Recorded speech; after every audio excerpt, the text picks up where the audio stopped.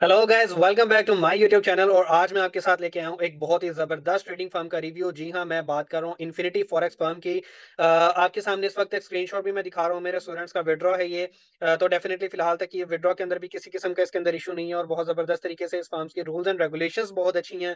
To be very honest, बहुत ज्यादा lenient rules and regulation है, जिसकी वजह से मुझे काफी फर्म पसंद आई और मैंने सोचा कि मैं आपके साथ इनकी टर्म्स एंड कंडीशंस जो है वो शेयर करता हूँ। तो आज हम सबसे पहले रिव्यू के अंदर स्टार्ट करते हैं विड्रॉ के हवाले से। विड्रॉ इनका कंप्लीट हो जाता है within 24 to 48 hours. First time में, क्योंकि आपने साथ साथ विड्रॉ के टाइम पे केवाईसी भी करनी होती है, तब आपको थोड़ा सा ज्यादा टाइम लग सकता है, लाइक मैक्सिमम 72 आवर्स लग सकते हैं।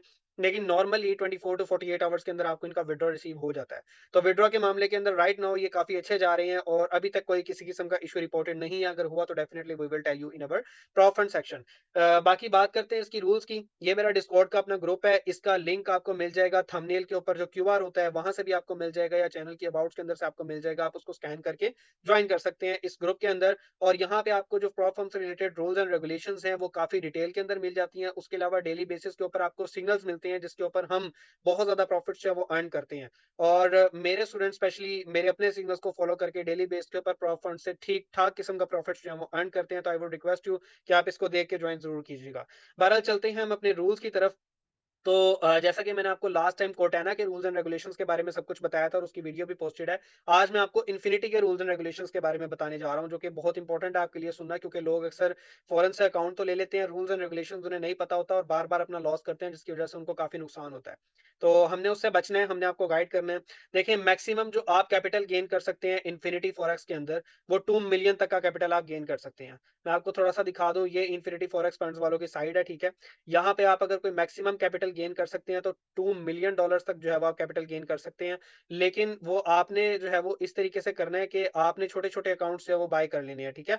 तो उससे आपका करेक्टिवली मिला के आप 2 मिलियन तक जो है वो गेन कर सकते हैं ऑन अ सिंगल अकाउंट के, जिसके ऊपर आप जो है ऑन अ सिंगल यानी कि डैशबोर्ड के एक डैशबोर्ड के नाम के ऊपर आप 2 मिलियन तक का फंड जो है वो अपने लिए ले सकते हैं। ड्रा डाउन की अगर बात करते हैं तो इसका 5% ड्रा डाउन होता है नॉर्मली और 15% टोटल होता है ड्रा डाउन। 5% होता है सिंगल डे का। फॉर एग्जांपल आपने ट्रेड ओपन की है और आपने टोटल अकाउंट की इक्विटी का 5% अगर लॉस कर दिया है, तो टोटल 15% तक जो है वो आपके पास गुंजाइश होती है लॉस करने की, जो कि टोटल मंथली है। और सॉरी, मंथली कह रहा हूँ, ओवरऑल। और उसके अलावा 5% की डेली तक की आपके पास गुंजाइश होती है कि आप उसका लॉस जो है वो कर सकते हैं। मैं थोड़ा सा बैक एंड के ऊपर आपको ये ओपन करके भी दिखा देता हूँ ताकि आपको साथ साथ आइडिया भी रहे कि आपने बेसिकली क्या चीज फोकस के अंदर रखनी है। तो हम चलते हैं वापस अपनी वेबसाइट के ऊपर।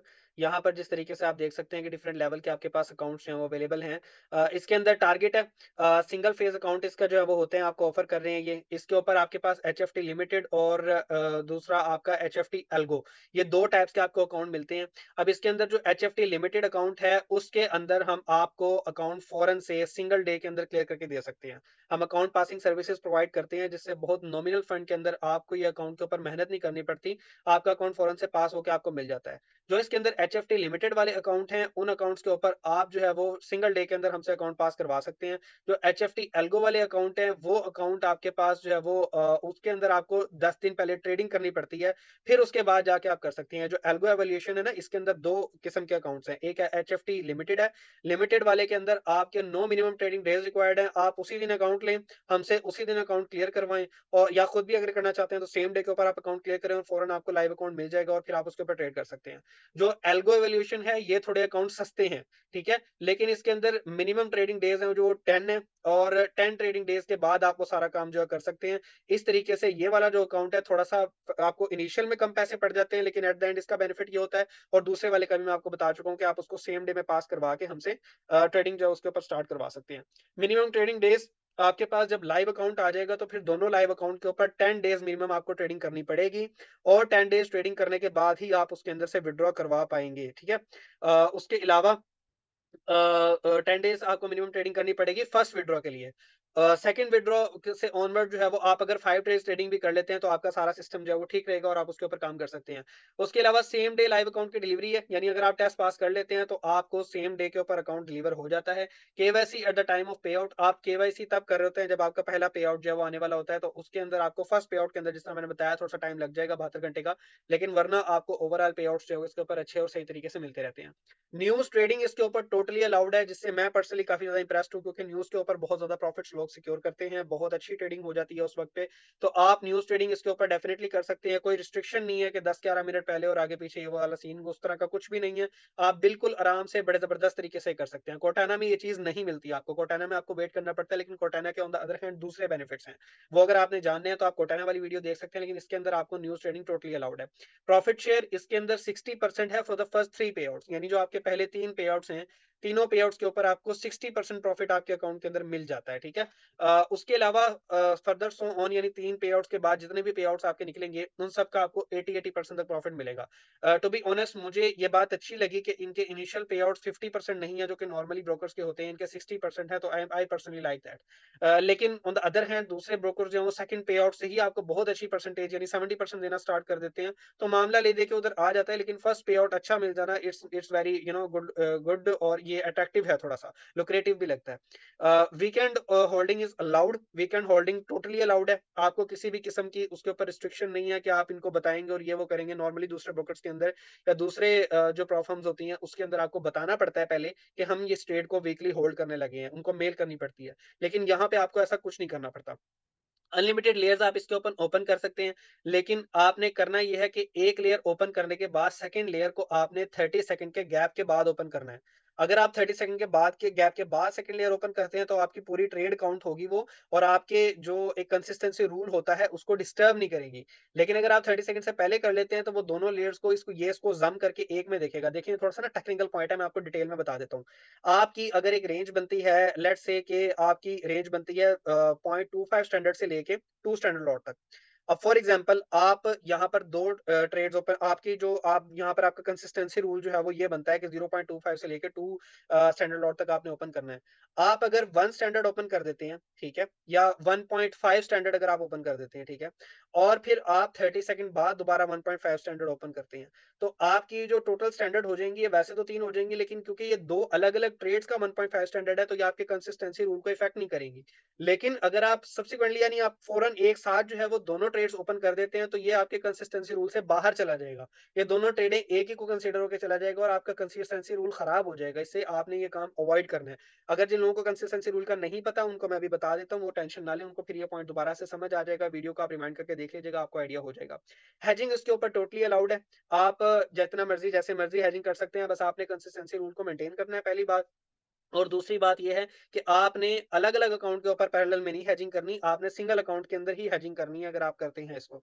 बहरहाल account management is allowed in a sense कि आप किसी भी शख्स को किसी भी आईपी के ऊपर कभी भी कोई अकाउंट ये वाला लॉगिन करवा सकते हैं। लेकिन एक चीज़ को माइंड में रखिएगा कि लेट्स से 2 अलग-अलग बंदों के नाम के ऊपर अकाउंट है। अगर आपने उन दोनों अकाउंट्स को एट अ टाइम एक डिवाइस पे लॉगिन कर लिया, तो आपके लिए प्रॉब्लम हो जाएगी। अगर वो मोबाइल है, उसके ऊपर कोई दूसरा अकाउंट लॉगिन नहीं है, एमटी4 के अंदर डिटेल्स ही नहीं है, आप अपने वाला अकाउंट उसके ऊपर लॉगिन करवा के ट्रेड करना स्टार्ट कर दें, कोई इश्यू नहीं होगा। लेकिन अगर आपने 2 अलग-अलग डैशबोर्ड के अकाउंट एक मोबाइल में लॉगिन किए, फिर आपके लिए इश्यू हो सकता है। नॉर्मली जो अकाउंट मैनेजमेंट है ना, वो इस तरीके से हम कहते हैं कि नहीं अलाउड, कि नॉर्मली तो वो किसी भी आईपी के ऊपर जब अकाउंट जो है वो लॉगिन करने के लिए, ट्रांसफर करने के लिए कर देना, बगैर इन्फॉर्म किए अगर करते हैं, तो फिर बहुत ज़्यादा प्रॉब्लम होती है। तो वो अकाउंट मैनेजमेंट बिल्कुल नहीं अलाउ करते। लेकिन ये इतनी अलाउ कर देता है कि आपको बार-बार उनको बताना नहीं पड़ेगा कि मैं डिवाइस चेंज करने लगा हूँ, ये वो आप डायरेक्टली जो है वो ऑनवर्ड डिवाइस के अंदर अकाउंट लॉगिन करें और अपनी ट्रेडिंग जो है वो स्टार्ट कर लें। Unlimited layers are allowed with 30 second gap, ये मैं ऑलरेडी बता चुका हूँ। I am sorry for repeating any point. No minimum trade hold, यानी आपको कोई इसके ऊपर शर्त नहीं है कि आपने मिनिमम इतने दिन तक ट्रेड होल्ड, इतनी टाइम तक ट्रेड होल्ड करनी ही करनी है। ऐसा ऐसा कुछ भी आपके लिए जो है वो नहीं है। आप ट्रेड को ओपन करके फौरन प्रॉफिट करें और फौरन उसको क्लोज कर दें, आपके लिए किसी किस्म का इशू नहीं बनने वाला। अनलिमिटेड डिवाइस आईपी एड्रेसेस, आप एक अकाउंट को जितनी मर्जी डिवाइसेज या जितने मर्जी मोबाइल के ऊपर लॉगिन कर लें। वैसे मैं पर्सनली ये रिकमेंड करता हूँ कि आप 2 से ज़्यादा के ऊपर फिर भी ना करें। एक मोबाइल, एक लैपटॉप के अंदर आप अपने पास अकाउंट ओपन कर लें, वो सबसे बेस्ट है। लेकिन आप आईपीज़ अगर चेंज करते रहते हैं, मोबाइल अगर चेंज करते रहते हैं, तो आपको यहाँ पे इश्यू नहीं होने वाला। दूसरी ट्रेडिंग फर्म्स के अंदर ये होता है। बहरहाल no need to inform travel details, या कुछ फर्म्स के अंदर ऐसा भी होता है कि आपको ट्रैवलिंग के लिए बताना पड़ता है कि हम फलां सिटी के अंदर मूव करने वाले हैं, अगर आपने वहाँ बैठ के ट्रेड करनी हो।